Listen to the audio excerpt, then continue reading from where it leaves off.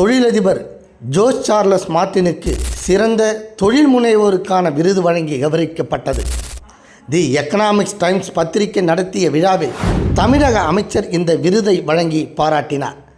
புதுச்சேரியில் பெஞ்சல் புயல் தாக்கிய சமயத்தில் உடன் வந்து பல உதவிகளை செய்தவர் மார்ட்டின் குழும நிர்வாக இயக்குனர் ஜோஸ் சார்லஸ் மார்ட்டின் அவர்கள். வரும் சட்டமன்ற பொதுத் தேர்தலில் அவர் போட்டியிடுவார் என எதிர்பார்க்கவும் படுகிறது. தமிழகம், கேரளம், கர்நாடகம், மேற்கு வங்கம் என பல்வேறு மாநிலங்களில் பல்வேறு தொழில்களை நடத்தி வருபவர் ஜோஸ் சார்லஸ் மார்ட்டின் அவர்கள்.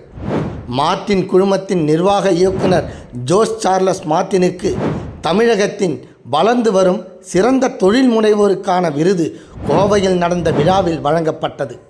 தி எக்கனாமிக்ஸ் டைம்ஸ் பத்திரிகை சார்பில் நடந்த இந்த விழாவில் தமிழக செய்தி மற்றும் விளம்பரத்துறை அமைச்சர் சாமிநாதன் இந்த விருதினை வழங்கி பாராட்டினார்.